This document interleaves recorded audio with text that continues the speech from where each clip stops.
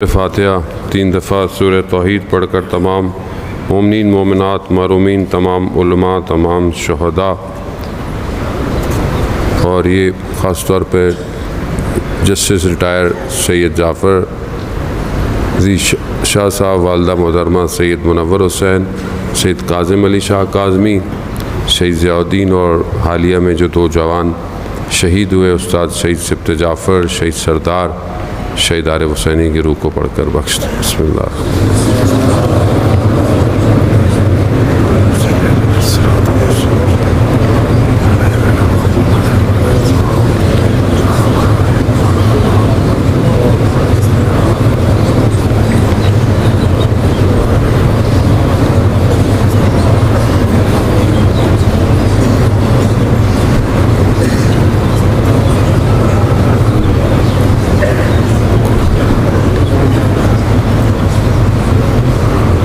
امام زمانہ کی سلامتی کے لیے 1 دفعہ صلوات بھیج دیں۔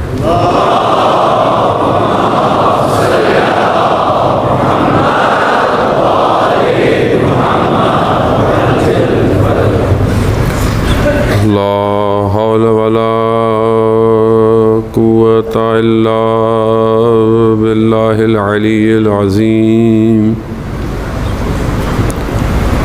حسبنا اللہ ونعم الوکیل، نعم المولا ونعم النصیر۔ اعوذ باللہ من الشیطان الرجیم، بسم اللہ الرحمن الرحیم۔ الحمد للہ الذی یؤمن الخائفین وَيُنَجِّي الصَّالِحِينَ وَيَضَعُ الْمُسْتَكْبِرِينَ وَيُهْلِكُ مُلُوكًا وَيَسْتَخْلَفُ آخَرِينَ۔ والصلاة والسلام على رسول ثقلین، محبوب رب المشرقین والمغربین، جد الحسن والحسین، نبینا سیدنا قاسم محمد۔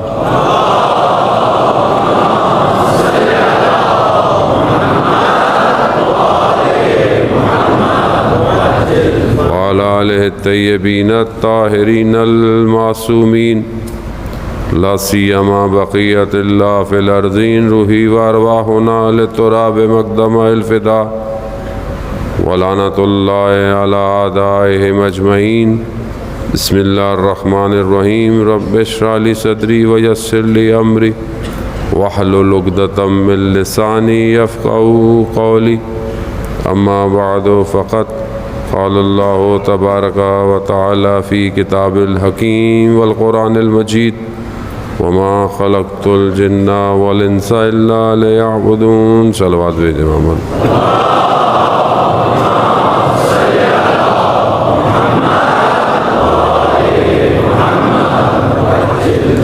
عزاداران شہید و شہداء، ایام عزا کی چند مجالس سے خطاب کی توفیق آپ مومنین کے درمیان میں ہوئی۔ خدا کی بارگاہ میں سب سے پہلے شکر گزار ہیں کہ پروردگار نے یہ توفیق عطا فرمائی، اور اس مقصد کے لیے کہ جس مقصد کے لیے شہید الشہداء علیہ الصلوۃ والسلام کربلا آئے تھے، اس مقصد کو تبیین کریں، اس مقصد کو تظہیر کریں آنے والی نسلوں تک۔ میں بہرحال یہاں پہ خاص طور پہ آغا صاحب کا اور تمام علماء کا، جتنی بھی آرگنائزیشن، خاص طور پہ ISO اور جتنے بھی والنٹیئرز اور انتظامیہ جنہوں نے بھی بہرحال اس پروگرام کو منعقد کیا اور یہ موقع دیا کہ آپ مومنین کے درمیان میں حاضر ہوں، تہ دل سے مشکور ہوں، اور خداوند متعال کی بارگاہ میں دعا گو ہوں کہ پروردگار اپنی بارگاہ سے بہتر اجر عطا فرمائے۔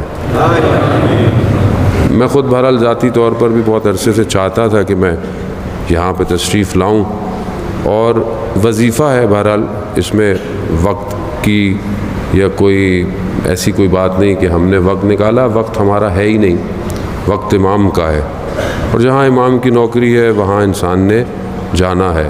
بس یہ کہ امام ہم سے راضی ہو اور ہماری اس نوکری کی وجہ سے ظہور میں ایک قدم ہم اور آگے بڑھیں۔ اصل ہدف ہماری زندگی کا، ہماری حیات کا، ہمارا امام ہے۔ عزیزان محترم، کیونکہ بہرحال ہماری مجالس کا ایک بیشتر طبقہ جوان کا ہے، آج کل کے اس دور کے اندر کہ جہاں پر جوان ہی ٹارگٹ ہے ہر طریقے سے، اور اسے مختلف طریقے سے اصل حقیقت سے دور کیا جا رہا ہے، اسے دنیا اتنی خوبصورت کر کے دکھائی جا رہی ہے کہ وہ آہستہ آہستہ اپنی حقیقت کو کھو رہا ہے۔ اس کھوتی ہوئی زندگی کے اندر جہاں ہم اپنے بدن کی اتنا خیال رکھتے ہیں اور اس کے لیے خوراک کا انتظام، لباس کا انتظام، خوشبو کا انتظام کرتے ہیں کہ بدن اچھا رہے، وہاں یہ بدن جتنا بھی بہتر ہو، جو کہ ضروری ہے کیونکہ بہرحال راکب ہے اسی بدن کے اوپر، روح جو ہے وہ سوار ہے، بدن کا توانا ہونا بہتر ہے۔ اگر بدن بہتر نہیں ہوگا تو انسان عبادت سے معزول ہو جاتا ہے، اب عبادت اس کے لیے مشکل ہو جاتی ہے، فی سبیل اللہ کام نہیں کر پاتا، لوگوں کی مدد نہیں کر پاتا۔ وہ یہ بہت ضروری ہے کہ بدن اس کا سالم ہو، لیکن بدن پھر بھی یہیں رہ جائے گا، خاک میں مل جائے گا۔ جو چیز اصل حساب کتاب دے گی وہ انسان کی روح ہے۔ وہ روح، یا بعض علوم میں جسے ہم نفس سے بھی مخاطب کر کے کہتے ہیں، خوب یہ روح اگر پاک ہوگی، گو کہ روح تو اصل پاک ہی آئی، لیکن ہم اسے خود آلودہ، نفس کی بحث میں آ کر اسے ہم آلودہ کر دیتے ہیں۔ خوب اس کو اصل خوراک اس کو چاہیے۔ اگر آج جوان کو صحیح خوراک نہیں ملے گی جو اس کی روح کی خوراک ہے، تو یہ روح کسی اور طرف جانے کی کوشش کرے گی۔ آج دنیا کے اندر آپ دیکھیں کہ لوگ اطمینان قلب کو ڈھونڈ رہے ہیں کہ کسی طریقے سے اطمینان ہو جائے۔ آج western ideology, western life style آج تھک گیا ہے۔ مادیت، آرام، اختیار، اس کی دیکھیں نا صبح شام جو اس کی تشہیر ہے وہ کس چیز کی ہے؟ سونے کی جگہ اچھی ہو، بیٹھنے کی جگہ اچھی ہو، جوتا اچھا ہو، کپڑا اچھا ہو، یہ آرام دہ ہو، وہ آرام دہ ہو۔ خوب یہ سارے آراموں کو کر وہ تھک گیا ہے، کیونکہ اسے اطمینان نہیں مل رہا۔ اسے اطمینان چاہیے، اسے سکون چاہیے۔ تو آج خود دیکھیں کہ آج ان ممالک کے اندر جو کنورژن کی تعداد ہے، کنورٹ ہونے کی، وہ اچھی خاصی ہے، اور اس کنورٹ ہونے کی وجہ یہی ہے کہ وہ سکون ڈھونڈ رہے ہیں، انہیں سکون چاہیے۔ ایک حد تک بڑا طبقہ جو ہے وہ بدھزم کی طرف، کہ بدھزم جو ہے کہ بہرحال کسی طریقے سے ایک خلوت ہے، ایک تنہائی ہے۔ بودھا جو تھا وہ اس نے بھی دنیا کے اس درد اور مصیبتوں سے جب دیکھا کہ دنیا میں یہ درد بھی پائے جاتے ہیں، آلام بھی پائے جاتے ہیں، تو اس نے اپنا سب کچھ چھوڑ دیا تھا۔ بہرحال وہ ایک محل میں زندگی گزارا، اسے پتہ ہی نہیں تھی کہ موت بھی کوئی چیز ہے، اور بہرحال وہ پھر ایک چلا گیا اور اس نے اپنے آپ کو اس خلوت اور تنہائی میں، اور اپنے آپ کو اس مالک کے حقیقی کی طرف، کہ بہرحال لوگ بعد میں اسی کی پوجا اور عبادت کرنے لگے، جبکہ وہ خود اپنے آپ کو ایک اطمینان کی اسٹیٹ میں لے جانے کے لیے، جسے اسے نروانا کہا، کہ جہاں انسان فنا ہو جاتا ہے اپنے خالق کی ذات میں۔ خوب یہ ایک طبقہ ویسٹرن آئیڈیالوجی کا، اس کی طرف آپ دیکھ رہے ہیں۔ آپ کا بھی علاقہ ٹورسٹ پلیس ہے، لوگ ٹورزم آتے ہیں، لوگ پہاڑوں میں، لوگ کہیں خلوتوں میں اصل میں اپنے لیے اطمینان ڈھونڈتے ہیں، سکون ڈھونڈنے کی کوشش کرتے ہیں، جبکہ یہ جتنے بھی ہیں یہ سب بہرحال سراب ہیں۔ اصل اطمینان خداوند متعال کی عبادت میں اور پرستش میں۔ یہ پرستش اس کی فطرت میں ہے، اگر اسے صحیح راستہ نہیں دکھایا جائے گا تو وہ کسی اور چیز کی عبادت کرے گا۔ آج جوان اگر اس طرف راغب نہیں ہوگا تو یقیناً وہ اپنے اوقات کو کہیں اور گزارے گا۔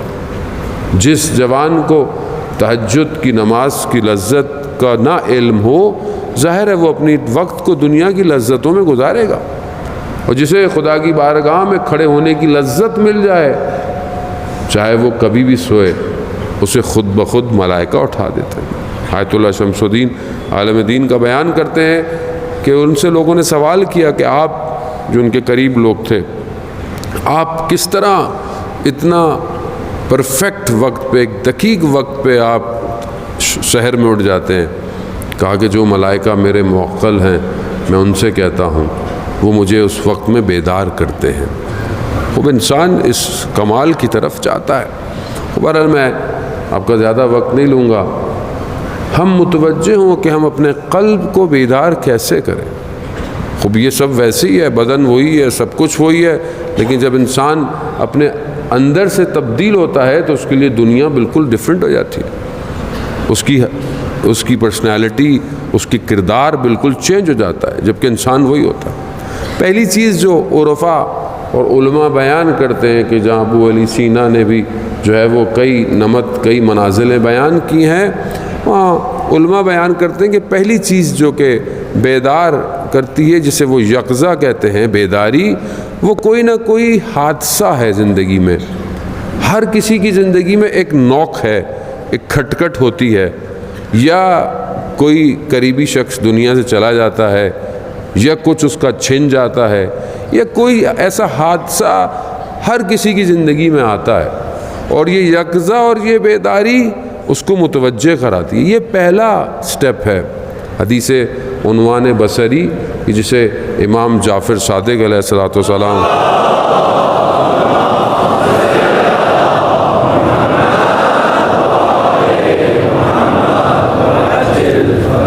حدیث بہت مشہور ہے. علماء کرام یقیناً بیٹھے ہوئے ہیں، ان کے سامنے تو جسارت ہی ہے، لیکن بہرحال جوانوں سے یہ حدیث جو ہے وہ چھٹے امام نے تعلیم فرمائی، اور آیت اللہ قاضی طباطبائی رضوان اللہ تعالیٰ علیہ اپنے شاگردوں سے کہتے تھے کہ یہ حدیث اپنے جیب میں رکھا کرو اور ہفتے میں 2 دن پڑھا کرو. خوب حدیث کیا ہے، بہرحال آپ نے سنی بھی ہوگی. بہرحال میں جوانوں کے لیے جو آج کل ہر وقت جو ہے وہ فیس بک اور ٹک ٹاک پہ بیٹھے رہتے ہیں، تھوڑا کتابوں کی طرف بھی متوجہ ہوں. حدیث جو ہے وہ شخص ہے 96 سال کا، 96 ایئر اولڈ ہے، اور اس کا نام جو ہے وہ عنوان بصری ہے. وہ دوسرے مکاتب فکر میں جاتا ہے، علم حاصل کرتا ہے. اسے پتہ چلتا ہے کہ مدینہ میں رسول خدا کی اولاد ہے، تو وہ چاہتا ہے کہ میں ان سے بھی کچھ حاصل کروں، تو ان کے پاس آتا ہے، امام کی خدمت میں پہنچتا ہے اور امام سے یہ درخواست کرتا ہے کہ میں آپ کے پاس آیا ہوں اور میں کچھ حاصل کرنا چاہتا ہوں. امام ہادی ہے، امام ہدایت کرنے والا ہے. امام کا ایک جملہ انسان کی بیداری ہے. امام اسے کہتے ہیں کہ ہمارے پاس وقت نہیں ہے، ہم ہر وقت اذکار میں، عبادت میں، پھر حکومت ہمارے کنٹرول کی ہوئی ہے، حکومت کی نظر میں رہتے ہیں، ہمارے پاس تم وہیں جاؤ جہاں تم جایا کرتے ہو. وہ ملک ابن انس کی طرف جاتا تھا، وہاں پہ جا کے جو ہے وہ یہ لیتا تھا. یہ اس نے توقع نہیں رکھی تھی کہ یہ اس کے ساتھ ایسے ہوگا، یہ بڑی امید کے ساتھ آیا تھا. امام نے اسے بھیج دیا. یہ جیسے ہی اٹھا اس کا دل ٹوٹ گیا. یہ سمجھ رہا تھا کہ شاید مجھے کچھ ملے گا، لیکن امام نے اس کے اندر یہ یقظہ پیدا کیا. یہ وہاں سے اٹھا، یہ کہتے ہیں 1 ہفتے تک سوائے نماز کے اور گھر سے باہر نہیں نکلتا تھا، کہیں بھی نہیں گیا، اور اس افسوس، اس کرب نے اسے جینے نہیں دیا. 1 ہفتے کے بعد کہتے ہیں کچھ وقت گزرنے کے بعد یہ رسول خدا کے مرقد پہ گیا. وہاں اس نے زیارت کی، نماز پڑھی، اور وہاں پر جو ہے وہ توسل کیا. دوسری چیز کامیابی کی بیداری کے بعد کیا ہے؟ توسل ہے، کیونکہ کائنات اللہ نے ان کے اختیار میں دی ہوئی ہے، سب کچھ ان کے پاس ہے، رحمت للعالمین ہے. پروردگار کی رحمت اگر 100 جز میں تقسیم کی جائے تو 1 جز ہے جو پہلے انسان سے لے کر آخری انسان تک ہے. یہ ساری رحمت جو ماں اولاد سے کرتی ہے، ہم ایک دوسرے سے کرتے ہیں، یہ ساری رحمت قیامت تک 1 جز ہے. 99 جز 99% رحمت خدا نے اپنے محبوب کو دی ہوئی ہے. رحمت للعالمین ہے. ان کی بارگاہ میں توسل کرنا، ان کی بارگاہ میں جانا. عزیزان محترم، ہم رسول خدا کے عاشق تو بہت ہیں، لیکن ہم نے رسول خدا کی سیرت پہ آج تک کوئی کتاب نہیں پڑھی ہے. یہ ہمارے عشق کا تقاضا ہے کہ 24 گھنٹوں میں ہماری زندگی میں کتنی سنت رسول ہے، یہ میں خود اپنے آپ سے دیکھوں، میں آپ سے کیوں کہوں خدا نہ کہا. تو اس نے دوسری چیز کیا کی؟ توسل کیا کہ اپنے نواسے کے دل کو میرے لیے نرم کیجیے. خیر یہ پھر گیا، خادم آیا، بٹھائے رکھا. پھر خادم نے اسے بولا کہ آؤ، خدا نے تم پر فضل و کرم کیا ہے، امام نے تمہیں بلا لیا. امام کی خدمت میں حاضر ہوا. امام حدیث طولانی ہے، میں بہت زیادہ اس کی طرف نہیں، بس میں متوجہ کرانا چاہ رہا تھا۔ امام نے اس سے پوچھا تمہارا نام، کنیت اس نے اپنی بتائی کہ میری کنیت عبداللہ ہے۔ امام نے کہا کہ خدا تمہیں تمہاری کنیت پہ قائم رکھے، یعنی اللہ کے بندے رہو۔ وہ دل میں کہتا ہے اگر آج مجھے یہاں سے کچھ بھی نہ ملے یہی دعا میرے لیے کافی ہے۔ پھر امام نے پوچھا کہ کیا چاہتے ہو؟ کہا میں علم حاصل کرنا چاہتا ہوں۔ امام فرماتے ہیں کہ علم حاصل کرنے سے نہیں ملتا، علم نور ہے اور خدا جس کے قلب پہ چاہتا ہے اس پر اتار دیتا ہے۔ اب یہ جو بہرحال ہم چاہتے ہیں کہ ہم آج اپنے وقت کے امام کی نصرت کریں، آج ہم مختلف علوم میں جائیں، تو پہلی چیز ہے کہ اس کو بیدار تو کریں۔ پہلے کتابیں پڑھ لینے سے انسان جو ہے وہ کتابیں جب تک اندر کی کتاب نہ کھلے، وہ سلطان باؤ کہتے تھے تسبیح پھیری دل نہ پھریا۔ اب آدمی ہاتھ میں تسبیح لے کے بیٹھا ہوا ہے، استغفر اللہ استغفر اللہ استغفر اللہ، تسبیح پھیری دل نہ پھریا، کی کرنا تسبیح نو پھیر کے ہو۔ خوب انسان اگر کتابیں پڑھتا رہے، انسان چیزیں کرتا رہے، دیکھو اندر بیدار نہیں ہے، قلب کی آنکھ روشن نہیں ہو رہی ہے، انسان جو ہے وہ اس عالم کی طرف متوجہ نہیں ہے۔ مرنے کے بعد ملکوت دیکھا تو کیا دیکھا؟ مرنے کے بعد تو ویسی سکور کارڈ ہاتھ میں آ جائے گا۔ اصل کمال تو یہ ہے کہ مرنے سے پہلے مر جاؤ۔ ہمارے علماء آیت اللہ عظمہ بہجت، آیت اللہ قاضی طباطبائی، علامہ طباطبائی بیان کرتے ہیں کہ جب ہم نجف میں تھے تو ہمیں، یہ دونوں بھائی علامہ محمد حسین طباطبائی، علامہ حسن الہی طباطبائی، دونوں بھائی تھے اور دونوں آیت اللہ قاضی کے شاگرد تھے۔ انہیں خبر ملی کہ ان کے استاد کا انتقال ہو گیا ہے، شور شرابہ، بہت پریشانی میں بھاگے۔ ان کا ایک گھر کوفہ کی مسجد کے پاس تھا، یہ نجف سے وہاں پہنچے تو دیکھا باہر بڑی اذا اور شور غل، اندر دیکھے تو استاد کا بدن پڑا ہوا ہے۔ اب یہ سب پریشان، تو ایسے میں ان کے جو خاص شاگرد تھے ہاشم حداد، وہ تشریف لائے۔ انہوں نے جب ان کی بدن کو دیکھا تو انہوں نے کہا کہ نہیں ان کا انتقال نہیں ہوا۔ گھر والوں کو بولا پریشان نہ ہو، ان کی تھوڑی طبیعت خراب ہے۔ خوب کیا تھا؟ موت اختیاری ہے، خلسۂ بدن ہے، چیزیں بہت بھاری ہیں۔ میں بہرحال آپ کی علماء کی موجودگی میں بہرحال میں یہ سما خراشی کا باعث بن رہا ہوں، لیکن کیا تھا؟ خوب روح نکل جائے گی، بدن وہیں کو وہیں رہ جاتا ہے۔ خوب بہرحال آیت اللہ عظمہ بہجت اور ان کے پاس خوب موت اختیاری تھی، لیکن یہ چیزیں، دروازہ بند نہیں ہوا، دروازہ آج بھی کھلا ہوا ہے۔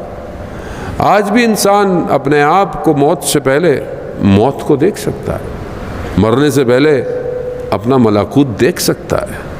خوب کیسے لوگ، ایسے روشن دل لوگ کہ جن کے سامنے لوگ آتے تھے اور لوگ گھبراتے تھے۔ ملا کلی حسین ہمدانی جنہوں نے 300 ولی پیدا کیے، 300 شاگرد طالب علم مدرسے کے نہیں، ولی بنائے۔ آیت اللہ جواد ملکی تبریزی، محمد بہاری، احمد کربلائی، 3 ان کے بڑے ولی ہیں جن کی پوری ابھی تک جو چین آ رہی ہے سب احمد کربلائی کی ہے۔ عزیزان محترم، خوب وہ نفس اتنا گرم تھا کہ منہ سے نکلتے ہوئے جملے سامنے والے کو تبدیل کر دیتے تھے۔ ایک شخص کہ جسے دیکھ کر نجف میں لوگ بھاگ جاتے تھے، وہ ان کے سامنے مولا امیر کے حرم میں آ گیا۔ اس کا نام عبد فرار تھا، یعنی لوگ فرار کرتے تھے اسے دیکھ کر۔ یہ سامنے آیا تو کہا کہ آپ مجھے فرار نہیں کر رہے، ان کے سامنے آیا تو انہوں نے ایک جملہ کہا، تمہاری فرار اللہ سے ہے یا اس کے رسول سے ہے؟ بس اس ایک جملے نے اس کو توڑ دیا اندر سے۔ دوسرے دن صبح یہ درس میں آئے، انہوں نے کہا آج درس نہیں ہوگا، آج ایک ولی کا انتقال ہو گیا، اس کا جنازہ ہے۔ جب یہ سب پہنچے طالب علم تو کہتے ہیں تو یہ تو عبد فرار کا گھر ہے۔ تو جب اس کی زوجہ سے پوچھا، یہ کل رات سے جب سے آیا تھا حجرے میں بیٹھا ہوا صرف ایک جملے کی تکرار کر رہا، میری فرار خدا سے ہے یا اس کے رسول سے ہے؟ عزیزان محترم، خوب انسان اپنے آپ کو متصل کرے۔ پہلی چیز بیداری ہے، وہ یہ دنیا الجھانے کے لیے ہے، یہ دنیا آپ کو انگیج کرنے کے لیے ہے۔ آج کا جوان اتنا انگیج ہو گیا ہے کہ وہ نماز میں کھڑا ہوتا ہے تو نماز میں اسے تھوڑی دیر کے لیے بھی وہ توجہ اپنی مرکوز نہیں رکھ سکتا، سینٹرل نہیں کر سکتا، یہاں اس کے خیالات شروع ہو جاتے ہیں۔ بہرحال آپ کو ماشاءاللہ سب اہل نماز لوگ ہیں، اور سنا ہے کہ بہرحال یہاں محلوں میں مسجدیں بہت ہیں، لیکن بزرگی نماز پڑھتے ہیں، جوانوں کے پاس ٹائم جماعت میں آنے کا نہیں ہے۔ تو عزیزان محترم، بہرحال مسجد قیامت والے دن گلہ کرے گی اگر آپ کے پاس کوئی ایسی دلیل نہیں ہے کہ آپ نماز مسجد میں نہیں پڑھیں، یہ نہ مسجد آپ کی قیامت والے دن گلہ کرے گی آپ کے محلے کی کہ یہ میرے نماز پڑھنے نہیں آیا۔ جماعت کی نماز کا ثواب بہرحال علماء آپ کے درمیان میں گستاخی کروں گا کہ ایک جماعت کا ثواب جو ہے وہ اس کو کاؤنٹ نہیں کیا جا سکتا کہ انسان جو ہے وہ فرادہ نماز پڑھے۔ تو بہرحال ویسے بھی ہماری نمازیں کیا ہیں، میں اپنی بات آپ سے نہیں کھوکھلی، تو بہتر ہے جماعت سے پڑھیں، کم از کم مولانا صاحب کے گلے میں حساب کتاب آئے گا، ثواب آپ کو مل جائے گا، آپ کی نماز بھی بہترین ہو جائے گی۔ تو آپ اپنی نمازوں کو بہتر کریں۔ جانے محترم، توجہ نہیں ہے آج، جیسے میری گفتگو چل رہی تھی کہ آج کے دشمن کو پہچانیں۔ آج کا دشمن آپ کو انگیج کرنا چاہتا ہے، بیزی کرنا چاہتا ہے۔ ٹائم نہیں ہے، مولانا صاحب 1 گھنٹے کی ویڈیو دیکھیں، 1 گھنٹے کا لیکچر سنیں، چھوٹا کر لیتے ہیں 10 منٹ 15 منٹ 15 منٹ کا ٹیمپرامنٹ نہیں ہے۔ 15 منٹ کون دیکھے کوئی چیز، 5 منٹ کون دیکھے؟ اس طرح دشمن نے سازش کی ہے کہ ہمارے ٹیمپرامنٹ کو بہت شارٹ کر دیا ہے۔ آج ہم سے کوئی چیز برداشت نہیں ہوتی، کیوں؟ کیونکہ انسٹا، سنیپ چیٹ، ٹک ٹاک 50 سیکنڈ سے نیچے چلے گئے ہیں۔ لیس دین 50 سیکنڈ میں ایک پوری ویڈیو ہے، 50 سیکنڈ 30 سیکنڈ میں وہ اپنی بات پوری کر رہا ہے۔ ہم بھی برداشت نہیں کر سکتے 1 منٹ سے زیادہ، اس نے ہمیں اتنا فاسٹ کر دیا ہے۔ اس ٹیمپرامنٹ میں اصل میں وہ ہمارے برین کے ساتھ گیم کھیل رہا ہے۔ آپ تھوڑی دیر نہیں بیٹھ سکتے ایک جگہ، آپ 5 منٹ بغیر موبائل کے نہیں بیٹھ سکتے۔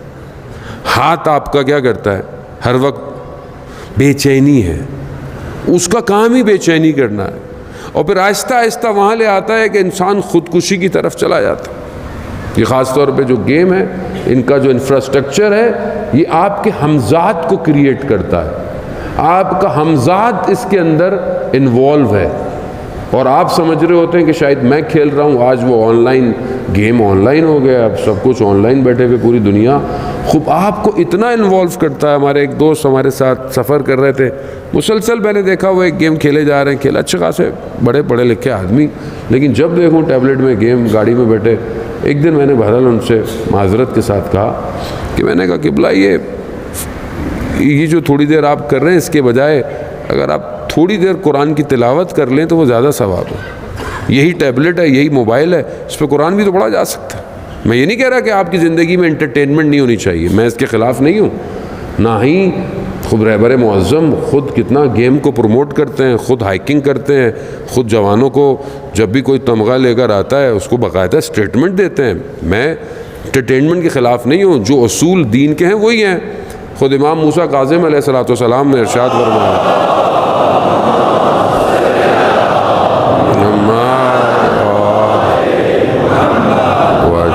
امام کا ارشاد ہے اپنی زندگی کو چند چیزوں میں تقسیم کرو، اپنی لائف کو۔ ایک خدا کی عبادت، ایک حلال نان نفقے کے لیے زحمت، ایک حلال انٹرٹینمنٹ ہے، حلال ہے اپنے دوست احباب اپنی فیملی کو ٹائم دو، حلال تفریح کرو۔ خوب ضروری ہے، زندگی بیلنس ہونی چاہیے۔ سب آپ کو صرف آپ مسجد میں آتے رہیں، آپ صرف مجلس سنتے رہیں، خوب اس سے معاشرہ درس تو اچھا لے لے گا، لیکن زندگی کے بہت سارے چیزیں بھی ہیں، خوب اس میں بھی ضرورت ہے آپ کو، اسپورٹس کی بھی ضرورت ہے۔ اسپورٹس آج کل اس لیے بھی ضروری ہے کہ نشے سے دور کرتا ہے۔ آج جو جوان نشوں کے اندر ہیں، وہ اس کی وجہ یہ ہے کہ بدن جو ہے وہ قید ہو گیا ہے۔ خوب آپ فزیکل گیم کی طرف جائیں، نہ کہ ورچوئل گیم کی طرف جائیں۔ فزیکل گیم، فزیکل انوالومنٹ ہے، باڈی کو موومنٹ چاہیے۔ خود علماء اکرام، میں کافی ملکوں میں جاتا ہوں، مجھے باقاعدہ بہرحال وہ ویکینڈز میں بچوں کے ساتھ جو ہے وہ بعض اوقات کھیلنا پڑتا ہے۔ وہ میں ایک دفعہ کئی سالوں سے رمضان میں مڈل ایسٹ کے ملک جاتا رہا، وہی بچے جب انہوں نے مجھے شام کو گراؤنڈ میں دیکھا تو وہ اتنے انسپائر ہوئے کہ یہ تو وہی مولانا ہے جو مجلس پڑھ رہے تھے۔ بہت ضروری ہے کہ آپ کو جوانوں کے ساتھ رہنا ہے، خوب ہم بھی انسان ہیں، اسے بھی پتہ چلے کہ وہ انسان ہے ایک صورت۔ ہم نے اپنے اساتید کو دیکھا کہ جس طرح ان کا بیہیویئر ہے جوانوں کے ساتھ، علماؤں کے ساتھ۔ خوب عزیزان محترم، خوب یہ ضروری ہے، لیکن آپ کو پتہ ہو کہ آپ نے اپنے وقت کو بیلنس کرنا ہے۔ آپ کی عبادت، آپ کی تعلیم، آج آپ کا اتنا بڑا ماشاءاللہ طبقہ ہے، آپ خود سوچیں کہ کتنی جابز ہم کریٹ کر سکتے ہیں۔ یہ سارے جو کتنے گریجویٹ ہوں گے کہاں جائیں گے؟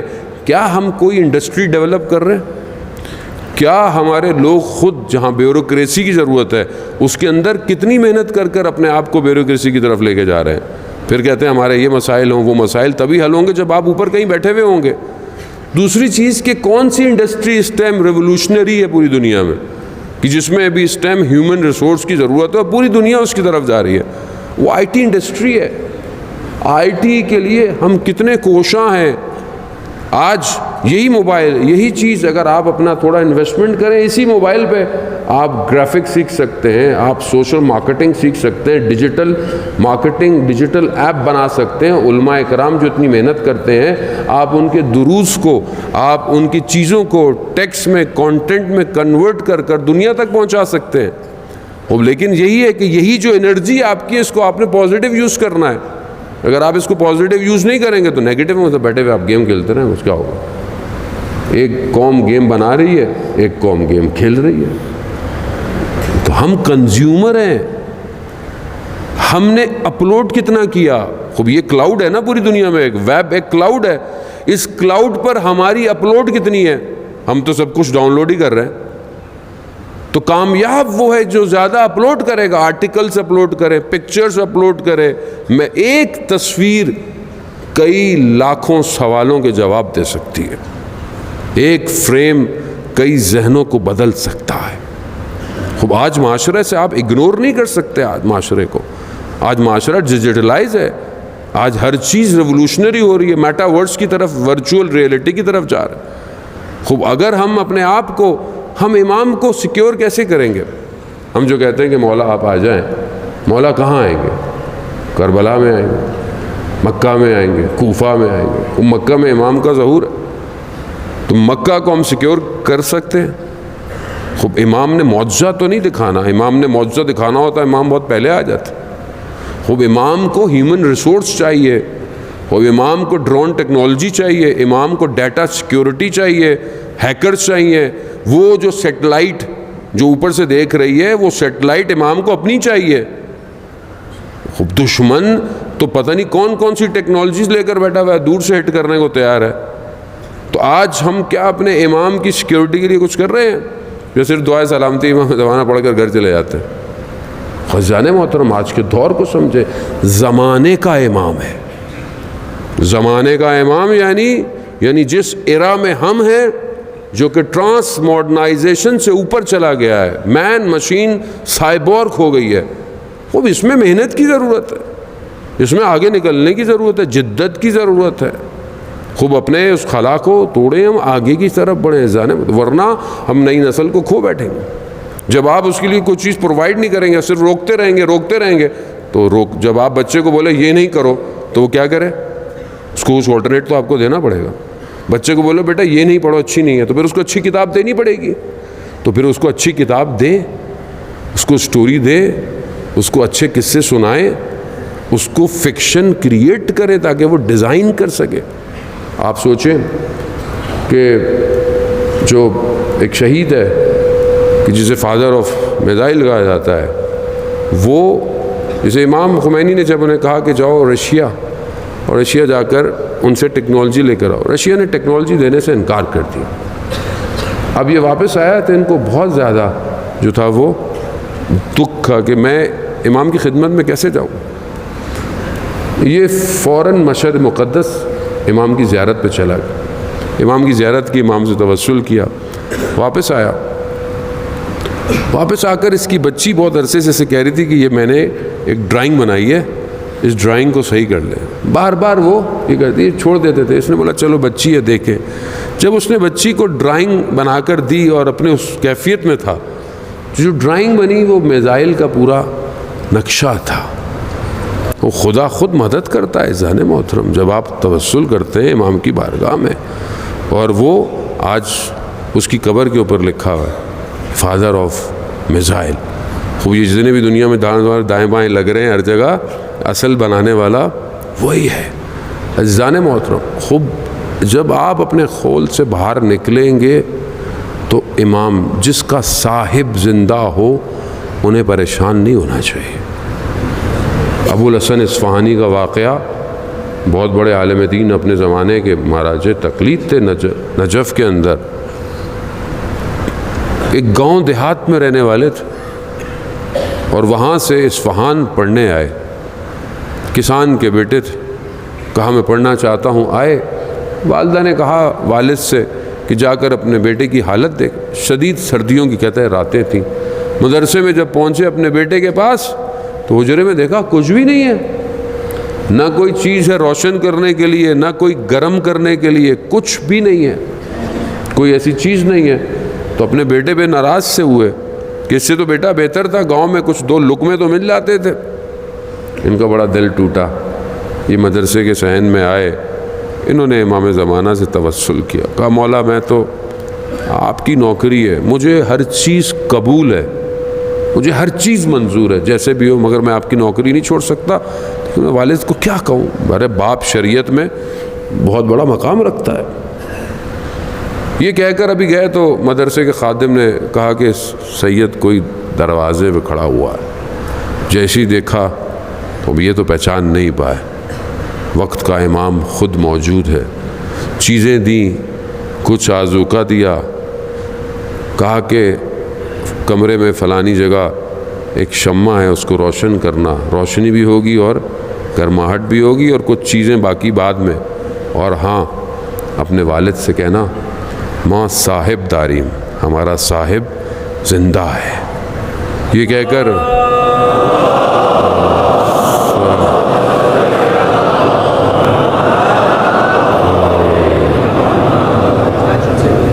خوب جب واپس گئے، جب دیکھا والد کو پتہ چلا تو والد نے بڑا گریہ کیا. اور ہوتا ہے جانے کہاں پہنچ گئے سید ابو الحسن اصفہانی کہ عالم دین نے انہیں خط لکھا اور جا کر بولا کہ آپ کی ذمہ داری ہے، آپ بصرہ میں جا کے بیٹھیں، آپ یہاں نجف میں باہر اپنا دروازہ کھول کے بیٹھے ہوتے. تو انہوں نے خط پڑھے ہوئے تھے، ان کا ان خطوں کو ہٹاؤ. اس میں سے ایک خط امام کا تھا. کہا کھولو. کہا اے امام نے مجھے خود یہ ذمہ داری دی ہوئی ہے. جانے محترم، خوب انسان پہنچتا ہے جب اس سے کوئی فرق نہیں پڑتا کہ آپ یہاں رہتے ہیں، آپ اس علاقے میں رہتے ہیں، آپ دور دراز شاید جہاں اتنے امکانات نہیں ہیں. امام قلب کو دیکھتے ہیں، امام دل کی نیتوں کو دیکھتے ہیں. وہ امام کو جب کسی کو اٹھانا ہو تو اس کو کہیں سے بھی اٹھا لیتے. قاسم سلیمانی خوب کیا ہے، ایک کشاورز کا بیٹا ہے، ایک کسان کا بیٹا، کسی یونیورسٹی میں نہیں گیا کہ کوئی یونیورسٹی سے پڑھا ہو، لیکن خلوص، اخلاص اور تربیت کہاں لے آئی کہ کتنے ملکوں پر حاکمیت دینی کے لیے کام کر رہا. ہمارے استاد آیت اللہ تحریری فرماتے ہیں 40 سال لمحے حوضے میں ہو جاتے ہیں، ہم حاکمیت دینی کی بات نہیں کرتے، اور اس نے حاکمیت دینی کو اجرا کیا ہے. امام کی حکومت کو اجرا. 313 کیسے ہوں گے؟ آج سوال کرتے ایسے ہوں گے 300 خلوص اور اخلاص کے ساتھ. اور آپ دیکھیں زندگی کس مقام پر پہنچی ہے. ان کے کسی قریبی نے بہرحال بیان کیا، ہمارے ایک دوست نے ہمیں یہ بتایا کہ جب وہ شہید ان کے خواب میں آئے تو ان سے پوچھا کہ کیا ہوا اور کیسے ہوا. آپ کو پتہ ہے کہ جب آخری جگہ سیریا سے وہ نکلے تھے تو انہوں نے جس کمرے میں تھے وہاں پر انہوں نے ایک عبارت لکھی تھی. کیا تھی؟ پروردگار مجھے وہ جلوہ دکھا جو تو نے موسیٰ کو طور پہ دکھایا ہے. خوب انسان کی سوچ دیکھے، انسان کیا دیکھنے کے تقاضے چاہتا ہے. خوب جب شہید ہوئے وہ کہتے ہیں خواب میں آیا تو کہا کہ میرا ہاتھ تو باہر تھا، صرف ایک ہاتھ ہی سالم تھا، باقی تو کچھ بھی نہیں تھا. وہ باہر تھا اور مجھے تو ایک دم مولا کائنات آئے، انہوں نے میرے ہاتھ سے پکڑا، مجھے نجف لے گئے، مجھے نہیں پتہ چلا کہ پھر کیا ہوا. خوب جانب وہ جلوہ جو کوہ طور پر دکھایا تھا اسی جلوے سے روشناس ہوئے. وہ کیا کہتے ہیں؟ ہم مکتب امام حسین کے شاگرد ہیں، یہ عزاداری، یہ مجلس، یہ بیداری ہے، یہ ہے جس نے قوموں کو زندہ رکھا ہوا۔ ہمیں شاید اس کی اس طرح قدر نہ ہو، کیونکہ بہرحال ہم شاید یہیں پیدا ہوئے۔ ایک خاتون جو برٹش میں کنورٹ ہوئیں اور وہ جب مسلمان ہوئیں تو وہ ادھر ادھر گئیں، جس کے پاس جاتی تھیں وہ اس کی برائی کرتے تھے، اس کی برائی کرتے تھے، کوئی بہت پریشان، کسی ایک طرف کہا کہ نہیں ان کی طرف نہیں جانا، یعنی ان کی طرف نہیں جانا، ہر کوئی روکتا رہا۔ ایک دن انٹرنیٹ کا دور ہے، یوٹیوب کا دور ہے، بیٹھی ہوئی تھی تو کوئی مجلس سامنے ہے، تو انہوں نے کہا کیا ہے، ٹرائی کرنے میں کیا ہے، کوئی دیکھ تھوڑی رہا ہے۔ جیسے ہی انہوں نے دیکھا تو کوئی گفتگو ہو رہی ہے اور حضرت خدیجہ پہ کوئی گفتگو تھی، تو اتنی وہی کہ خاتون کی اتنی ڈگنیٹی، اتنا احترام یہ بیان کر رہے ہیں۔ پھر اس خاتون نے دیکھا کہ آخر میں مجلس کے کوئی نام لیا گیا، اور وہ ایک نام لیا گیا اور سب لوگ گریہ کرنے لگ گئے۔ تو اس نے بولا کہ یہ کون ہے کہ جس کے صرف نام لینے سے اتنے لوگ گریہ کر رہے ہیں؟ بس حسین، ان الحسین مصباح الہدا و سفینۃ النجات۔ آج بھی حسین ہدایت کا چراغ ہے۔ بس ایک نام پر ریسرچ کی اور جو ہے وہ اہل بیت کی چاہنے والی ہو گئی۔ عزیزان وطن، خوب ہم اپنے آپ کو متوجہ کریں، ہمارا اصل وارث زندہ ہے، اور یہ سب ہم نے اس کے حوالے کرنا ہے۔ آج اگر ہماری کوئی حیثیت ہے تو کس کی وجہ سے؟ اسی کی وجہ سے۔ ہماری اپنی کوئی حیثیت نہیں ہے، ہمارا اپنی شناخت نہیں ہے۔ کربلا میں جو آئے ان کی اپنی کوئی شناخت نہیں تھی، انہوں نے یہی کہا تھا کہ میرا امیر کون ہے؟ حسین ہے۔ ہماری کوئی پہچان نہیں ہے، ہماری شناخت ہمارا مولا امام حسین ہے۔ تو ہماری شناخت کیا ہے؟ ہمارا امام ہے۔ گو کہ مشکل دور ہے، فتنے کا دور ہے، فساد ہے، پروپوگنڈے ہیں، سازشیں ہیں، آپس میں خود دشمن کا بہترین کام کیا ہوتا ہے؟ آپس میں ٹکڑے کر دو۔ ایک ہی کمیونٹی ہو اور خوب دیکھیں، روش میں اختلاف ہونا بری بات نہیں ہے، طریقہ کار کاموں کے انجام دینا بری بات نہیں ہے، لیکن رشد کا باعث بنتے ہیں ادارے۔ لیکن اس کا مطلب یہ نہیں ہے کہ ہم ایک دوسرے سے کھچاؤ تناؤ میں رکھ کر اپنے آپ کو تنزلی کی طرف لے جائیں۔ ہمارے لیے معیار شخصیتیں نہیں ہونی چاہیے، ہمارے لیے معیار اہل بیت ہیں، ہمارے لیے معیار وہ معیارات ہیں جو نہج البلاغہ بیان کر رہا ہے۔ اگر ہم اس حق کی طرف ہیں، میں اس حق کی طرف ہوں، سلام۔ اگر میں بھی اس حق پہ نہیں ہوں، مجھے اتار دیں۔ اس چیز کو سمجھیں، ہم اپنے آپ کو اس اصل ہدف سے بعض اوقات دور کر دیتے ہیں۔ جب آپ متحد ہیں، آپ کے درمیان میں علماء اکرام ہیں، آغا صاحب ہیں، تو آپ کو متحد ہونا ہے۔ آپ کو باقی جگہوں کے اثرات کی وجہ سے اپنی کمیونٹی کو بریک نہیں کرنا۔ آپ اگر مختلف بھی ہیں تو باعث رشد بنے، باعث تنزلی نہ بنے۔ شیطان کا حربہ یہ ہے کہ ہمیں ٹکڑوں میں بانٹ کر ناکام بنا۔ آج دیکھ لیں دشمن ہمارے اوپر حاوی ہو گیا، صرف ہماری اس شخصیت پرستی کی وجہ سے۔ شخصیت پرستی اسلام نہیں کرتی ہے ذہن محترم۔ وہ جو خدا کی طرف لے کے جائے بس وہی سب کچھ ہے۔ اگر آج میں آپ کو اپنی ذات کی طرف لے کر جا رہا ہوں تو میرے میں اور سامری میں فرق نہیں ہے۔ سامری نے جو اس لوہے کو، اس سونے کو آگ میں دہکا کر، اور حضرت جبرائیل کے جو سواری کے جگہ سے جو مٹی اٹھائی تھی اور اس کو اس میں ڈال کر کیا کہا تھا جب حضرت موسیٰ علیہ السلام غیبت پہ گئے؟ کیا کہا کہ یہ موسیٰ کا رب ہے۔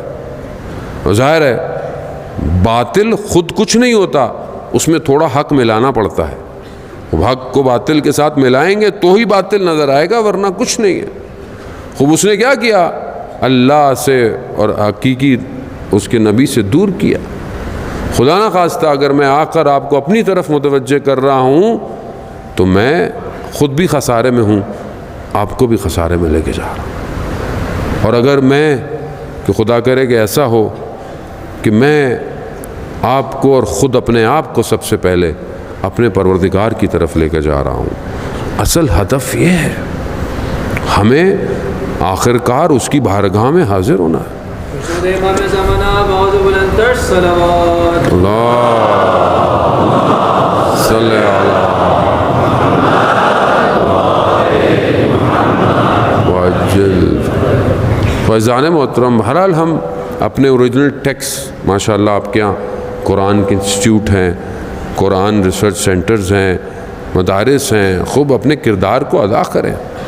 دنیا کی کتابیں پڑھیں، بہت اچھی بات ہے، سب پڑھیں آپ، ساری چیزیں پڑھیں آپ، لیکن جو الہی کتاب ہے وہ ہمارے اندر کتنی پینیٹریٹ کی کہ ماشاءاللہ آپ کے یہاں لوگ کام کر رہے ہیں، خود اس کو اپنے وجود میں پیوست کریں اور اس کے ذریعے سے اپنی زندگی میں اثرات کو مرتب۔ آج اگر میرے وجود پر قرآن کی حکومت نہیں ہے تو کل پھر میں اپنے وجود کو اپنے امام کو نہیں دے سکتا، کیونکہ جب امام آئیں گے تو قرآن کی حکومت ہوگی، امام آئیں گے اور کس چیز کی حکومت ہوگی؟ ہم توجہ کریں، قرآن کی ایک آیت بعض اوقات انسان کی زندگیوں کو بدل دیتی۔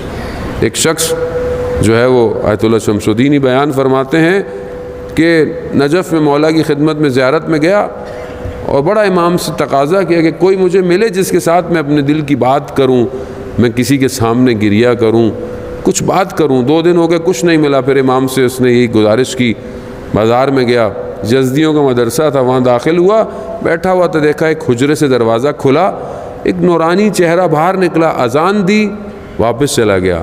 اس نے خدا کی بارگاہ، پروردگار اتنے دنوں سے میں ڈھونڈ رہا تھا، ایک چہرہ نظر آیا، اس نے بھی میری طرف توجہ نہیں کی۔ دروازہ دوبارہ کھلا، اس شخص نے اس کو اشارہ کیا، یہ اوپر گیا اور اس شیخ کے ساتھ بیٹھ کر دونوں ایک دوسرے کو دیکھتے رہے، گریے کرتے رہے، گلے ملے، کوئی بات نہیں کی، جدا ہو گئے۔ وہ کون تھے؟ آیت اللہ طالقانی۔ علامہ تقی جعفری بیان کرتے ہیں کہ میں نے اسفار ان سے پڑھی، اور کیسے ایسے عالم بنے کہ محرم سے 2 دن پہلے مجھے کہا کہ اب درس کی تعطیل ہے۔ میں نے کہا ابھی تو 2 دن باقی ہیں، لیکن کہا کہ نہیں، میں سمجھ گیا کہ کوئی خبر ہے۔ آخری رات اپنی طالب علموں کے ساتھ بیٹھتے، ہنستے رہے، کھیلتے رہے۔ طالب علم جانے کی کوشش کرتے تھے تو کہتے تھے آج کی رات کو غنیمت سمجھو۔ صبح رات کو اپنے خادم کو کہا کہ فجر کی اذان کے بعد تم جب اٹھو گے تو مجھے مردہ پاؤ گے۔ خود نماز پڑھی، وضو ہوئے اور سفید چادر کو اوڑھا اور قبلہ رخ، جان نکل گئی۔ کیسے اس مقام پر پہنچے؟ چرواہے تھے، چوپان تھے، جانوروں کو چلاتے تھے، خوب وہیں طالقان میں کہیں سے کوئی قاری قرآن پڑھ رہا تھا۔ قرآن کی آیت جب وجود سے ٹکرائی تو کہا خدا یہ تیری طرف سے نامہ ہے، میں اس کو ٹھکراؤں گا نہیں۔ اپنے جانوروں کو واپس دیا جو صاحب تھا اور خود اصفہان اور اس کے بعد نجف پہنچ گئے۔ اللہم صلی علی محمد۔ اب یہ سب تبھی ممکن ہے عزیزان محترم جب یہ قلب پاک ہوگا، اس کو آلودہ نہ کریں۔ دنیا اسے آلودہ کرنا چاہتی، خبائیں اپنے آئمہ سے متصل ہوں۔ سید الشہداء نے کیسے گوہروں کو چنا راستے سے، کس کس شخص کو امام جانتے تھے کہ یہ شخص کس طرح کام آئے، اور یہ ایسے گوہر تھے کہ جنہیں کربلا کی سرزمین میں دفن ہونا تھا، لیکن آج تک ہمارے قلوب کو منور کر رہے ہیں۔ یا لیتنی کنت معاکم فافوز فوزا عظیما، روایات ہیں کہ جب بھی کربلا کے شہداء کو یاد کرو یہ ضرور کہو کاش ہم آپ کے ساتھ ہوتے۔ خوب امام کا مقصد انسان کو کمال پر پہنچانا تھا۔ آج کروڑوں لوگ اربعین کی طرف، زیارت کی طرف، خدا ہم سب کو بھی اربعین میں زیارت نصیب فرمائے۔ جانے وہ تو اربعین کی زیارت کا ثواب، ہمارے استاد کہتے ہیں کہ دنیا میں کیپیسٹی نہیں ہے، دنیا میں ظرفیت نہیں ہے اربعین کی زیارت کا ثواب آپ کو مل سکے۔ وہ فرماتے ہیں کہ یہ زیارت روز عاشور، روز قیامت میں یہ زیارت ظہور کرے گی، تب پتہ چلے گا کہ کون سی زیارت کی۔ آج آپ کے سامنے یہ زیارت اصل میں امت سازی ہے۔ نجف سے لے کر کربلا جو انسان چلتا ہے یہ امت سازی ہے۔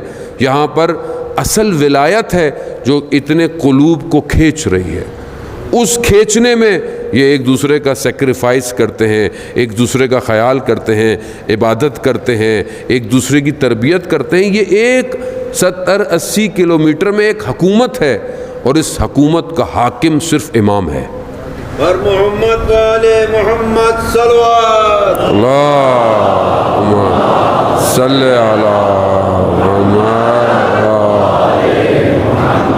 خوب اگر ہم دیکھنا چاہتے ہیں کہ ظہور میں حکومت کیسی ہوگی، ظہور میں حکومت ایسی ہوگی. یہاں نہ زبان آتی ہے کسی کو ایک دوسرے کی، نہ کسی کو شہر کا پتہ ہے، کوئی پوچھتا بھی نہیں ہے کہاں سے آئے ہو.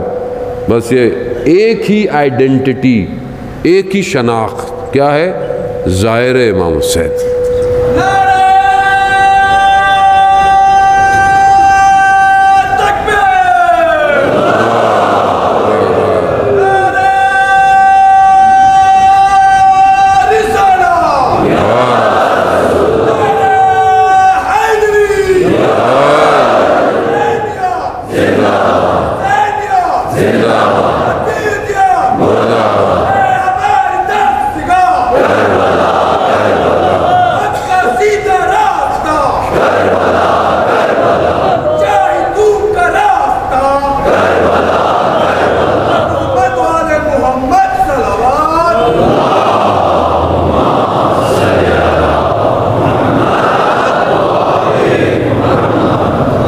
محترم آپ دیکھیں وہاں رستے میں جس شخص کے پاس جو ہوتا ہے وہ دیتا ہے. عراقی پورا سال کماتا ہے اور اس ایک چند دنوں کے لیے سب کچھ خرچ کر دیتا ہے.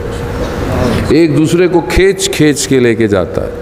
کسی کے پاس کچھ نہیں ہوتا تو بچی کھڑی ہوئی ہوتی ہے ٹیشو پیپر لے کے کہ شاید ظاہر امام حسین اس سے اپنا پسینہ صاف کر لے. اس زیارت کا ثواب اتنا ہے. خدمت بہرحال وہاں گزارش بھی ہے کہ بہرحال جو متعلقہ ادارے ہیں، آرگنائزیشنز ہیں، تاکہ یہ زیارت لوگوں کے لیے آسان بنے. ایک تو بہرحال مہنگی بہت ہو گئی ہے حالات کی وجہ سے، بارڈر بھی مشکلات ہیں آگے پیچھے، خدا کرے کہ انشاءاللہ وہ بھی آسانیاں ہوں. اور جتنی ہماری اور آرگنائزیشن ہے وہ، اور حکومت کو بھی چاہیے کہ زیارت کو، کیونکہ زیارت دنیا نہیں دے سکتی، اس کا ثواب خود سید الشہداء ریٹرن کریں گے. عزیزان محترم اگر ایک زائر کی ذرا سی بھی خدمت کریں تو بہرحال اس کا اجر خدا کی بارگاہ. علماء بیان کرتے ہیں، میں دوست احباب تھے نجف کے، ان کے ساتھ بیان کر رہے تھے کہ ایک طریق علماء کی الگ ہے. علماء جو پرانے جاتے تھے وہ راستہ الگ، تھوڑا سا الگ ہے. تو کہہ رہا جا رہے تھے، رات آئی، آگے پیچھے کوئی نہیں ہے، خلوت ہو گئی کہ رات کہاں گزاریں گے، جگہ نہیں. تو دیکھا درمیان میں 2 گھر بنے ہوئے تھے. ان 2 گھروں میں بچے باہر کھڑے ہوئے تھے. ایک کہہ رہے ہمارے پاس جاؤ، کہتا وہ زبان بعض کو اتنی صحیح نہیں آتی تھی، کچھ کو بہرحال عربی تھی لیکن اپنی ان کی لوکل لینگویج عربی ہو. ایک ادھر گھسیٹ رہا ہے ادھر گھسیٹ رہا ہے. کچھ آپس میں انہوں نے بات کی اور پھر اس کے بعد ایک گھر میں یہ ظاہر چلے گا. تو انہوں نے پوچھا کہ کیا آپس میں بات کی، کیونکہ ان کے بزرگ پیچھے کھڑے ہوئے تھے. کہا ان میں سے جس گھر میں آئے ہیں اس گھر کے ایک شخص کو اس خانوادے نے قتل کیا ہوا تھا، تو وہ خون ان کی گردن پہ تھا. انہوں نے کہا کہ یہ ظاہر کو ہمارے پاس دے دو، ہم اس خون کو معاف کر دیں گے. اور محمد والے محمد صلوات اللہم صلی علی محمد. خوب ہمیں نہیں پتا، خوب یہ وہ جانتا ہے جو امام کو پہچانتا ہے. ظاہر زیارت آسان نہیں ہے. اور زیارت مطلب یہاں سے بھی ہم زیارت کر سکتے ہیں، مایوس نہ ہوں آپ. کھلے آسمان میں 3 دفعہ السلام علیکہ یا ابا عبداللہ کہیں، آپ کی زیارت ہو جائے گی. امام کی جو زیارت کرتا ہے، امام اسے اس کے آباء و اجداد کے نام کے ساتھ جانتے ہیں. امام ہے، واسع رحمت. آیت اللہ غازی طباطبائی بیان کرتا ہے امام واسع رحمت، اور اس واسع رحمت کا دروازہ ابو الفضل عباس ہے. اس دروازے تک پہنچنا ہے تو حضرت عباس کے ذریعے سے جانا. کربلا بہترین مثالوں کو ہمارے لیے اجاگر کر رہی ہے.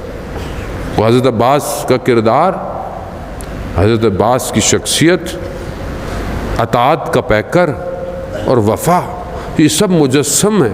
یہ لفظ بنے ہی حضرت عباس کے لیے.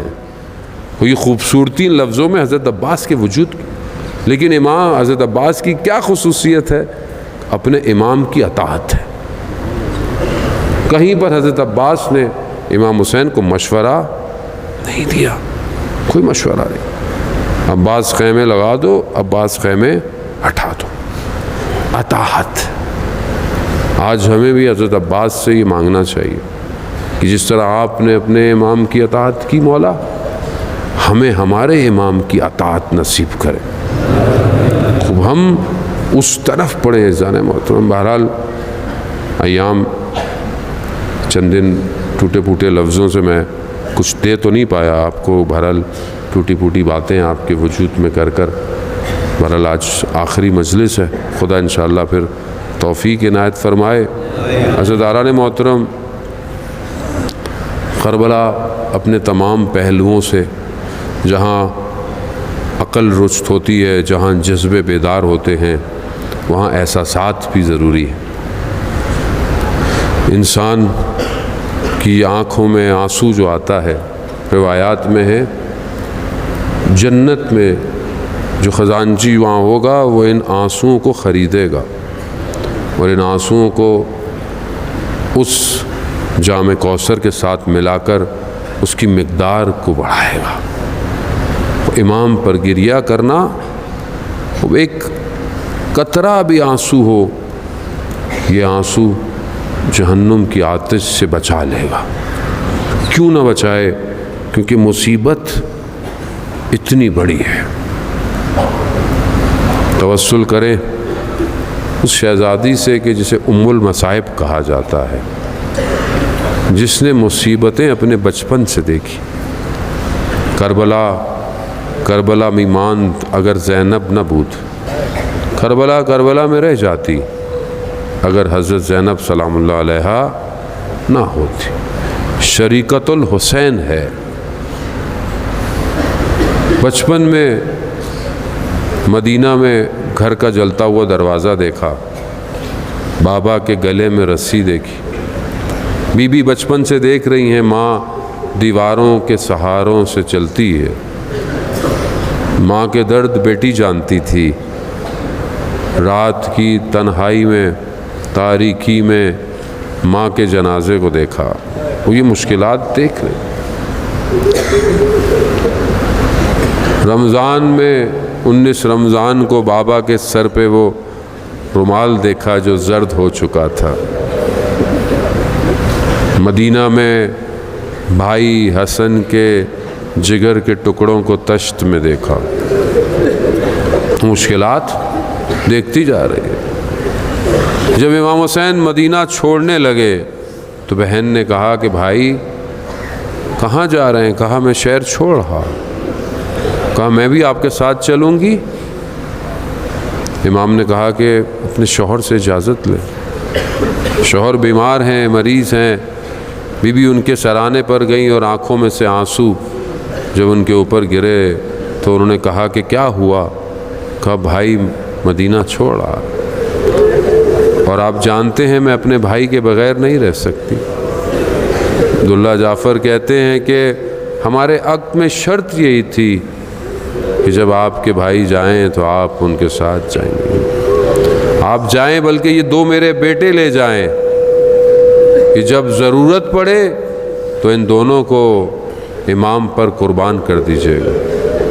بس کس شان و شوکت سے یہ بی بی سوار ہوئی، آپ کے ذہن میں ہے علی اکبر سوار کرنے والے ہیں، حضرت عباس سواریوں کو پکڑنے والے ہیں۔ ہاں اسی شان و شوکت سے یہ کربلا میں کاروان اترا بھی ہے، مگر شب عاشور بی بی زینب اضطراب میں ہے کہ کل میرے بھائی کا لوگ ساتھ دیں گے یا نہیں دیں گے۔ روز عاشور آئی، ایک ایک کر بدن آتے رہے، ہر بدن پر ایک خیمہ جو آگے کی طرف لگا تھا وہ بڑا خیمہ تھا، کہتے جو بدن لاتے تھے امام وہ خیموں میں آتے تھے، اور یہ بہن اپنے بھائی کا ساتھ دینے کے لیے کھڑی ہوتی تھی۔ بعض مقاتل تو یہ بیان کرتے ہیں جب حضرت علی اکبر گرے ہیں تو امام سے پہلے بی بی زینب پہنچی ہیں، مگر جب اپنے بیٹوں کے بدن آئے تو بی بی زینب نہیں آئی۔ اہل حرم سمجھے کہ شاید خیموں میں بے ہوش ہوں گی، اب جا کر کیا دیکھا، بی بی سجدے میں ہے، وہ کہہ رہی ہے پروردگار میں نے 2 نشانیاں بھیجی ہیں، اسے قبول کر لینا۔ کسی نے کہا کہ اونو محمد آ گئے، کہا واپس آ گئے، کیا دیکھا کہ دونوں بدن پڑے ہیں، امام حسین علیہ السلام سر جھکائے کھڑے ہیں، بی بی نے دونوں بدن کو کنارے کیا، خدا کی بارگاہ میں شکر کا سجدہ کیا، پروردگار تیرا شکر ہے تو نے میری قربانی کو قبول کیا۔ عزاداران محترم، یہ جذبے کہاں سے آئے؟ آج میں اس شہید کے گھر پہ گیا تو ان کے والد نے خوب، یہ جذبے کربلا سے آئے، الٹا ان کے والد پریشان ہوتے اور دعا دیتے صبر کے لیے نہیں۔ انہوں نے مجھے کہا کہ آپ کربلا جا رہے ہیں تو آپ میرے لیے اور میرے 2 بیٹوں کے لیے بھی دعا کیجئے گا، ہم بھی شہید ہو جائیں۔ یہ جذبہ، یہ بی بی زینب کا جذبہ ہے کہ جو اپنے بچوں پہ روئی نہیں ہے امام کے لیے۔ عزاداران محترم، اب یہ صفت بی بی زینب کی ہے کہ عراق ایران کی جنگ میں جب شہید مہدی زین الدین کے جنازے دونوں بھائیوں کے آئے تو ان کی ماں نے کیا کہا، اگر میری اور بھی اولادیں ہوتی تو میں ان کو بھی قربان کر دیتی۔ خوب یہ جذبہ حضرت زینب نے دیا۔ روز عاشور، عصر عاشور کا وقت، آخری وقت ہے، بھائی بہن سے وداع کرنے آیا، کوئی مقتل لکھ نہیں پایا کہ دونوں بہن بھائیوں کی کیا گفتگو ہوئی ہے، بس کچھ چیزیں جو ماں کی نشانیاں تھیں وہ دی گئیں۔ بس عزادار مقتل نے بس ایک جملہ بیان کیا، جب امام کی سواری چلنا شروع ہوئی تو بی بی زینب پیچھے پیچھے، مہلن مہلن یبن زہرا، آہستہ چلو زہرا کے لال، آہستہ۔ بی بی جانتی ہیں یہ میری ماں کی آخری کمائی ہے، جسے چکیاں پیس کر پالا ہے وہ جا رہی ہے۔ عزاداران محترم، اب بھائی نہیں آئے گا، مہلن مہلن یبن زہرا، آہستہ چلو زہرا کے لال۔ امام نے مڑ کر کہا، بہن ابھی تو مل کر آیا ہوں۔ کہا مجھے ماں کی وصیت یاد آ گئی ہے۔ امام نے ماں کا نام سنا، نیچے اترے، بیان کرتے ہیں کہ امامے کا تحت الحنک اٹھایا گیا، بی بی نے گردن پہ بوسے لیے۔ حکمت کیا ہے یہ تھوڑی دیر میں پتہ چلنے والی ہے۔ امام کی جہاں وہ مشکلات، وہ روز عاشورہ، امام کی جنگ، پھر امام کا رکنا، اور پھر امام کے اوپر جو ہجوم پڑا ہے، وہ جو مصیبت سے، بس عزاداران محترم جب امام زمین پر ہیں، شمرن جالسن علی صدر، شمر جب سینے پر بیٹھ گیا، بس پھر سمجھ میں آیا ماں نے بوسے کے لیے کیوں کہا تھا۔ کند خنجر گردن پر چلتا رہا، عزاداران محترم کہ چند قدموں کے فاصلے پر بہن کھڑی دیکھتی رہی ہے۔ آج بھی تلے زینبیہ سے وہ گودی قتل گاہ بڑی نیچے نظر آتی ہے۔ عزاداران محترم یہ وہاں سے دیکھتی رہی۔ ایک شاعر اپنی زبان میں بیان کرتا ہے کہ خیموں سے قتل گاہ تک دوڑتی رہی مگر دیر ہو چکی تھی، شمر کے ہاتھ میں سر تھا مگر جب پہنچی تو دیر ہو چکی تھی۔ ایک ماں دشت کربلا میں کھڑی بے ہوش گر گئی، ہاں مگر جب پہنچی تو دیر ہو چکی تھی، کٹی ہوئی رگوں سے خون ٹپک رہا تھا، ہاں مگر جب پہنچی تو بڑی دیر ہو چکی تھی۔ یہی وجہ تھی عزیزان محترم کہ جب 11 محرم کو کوئی بدن پہچان نہیں پاتا تھا، مائیں اپنے جگر ٹکڑوں پر پڑی، زینب اپنے بیٹوں پہ نہ گری، حسین پر گری۔ خوشبو حسین کی ہے، عزاداران محترم، اسی حال میں نہ جانے کس طرح یہ کوفہ اور شام کے سفر کیے۔ ارے بی بی جب واپس آئیں، جب چہلوں میں ضعیفہ ہو چکی ہیں، بس یہ جب واپس پہنچا ہے کارواں، بس آخری جملہ التماس دعا۔ بی بی ام کلثوم نے جب مدینہ کے دروازوں کو دور سے دیکھا تو کہا ہے مدینہ کے دروازوں، ہمارے لیے دروازے نہ کھولنا، ہم سر کے تاجوں کے ساتھ گئے تھے اور خاکوں کو لے کر آ رہے ہیں، ہم بھائیوں کے ساتھ گئے تھے اور بغیر بھائیوں کے آ رہے ہیں۔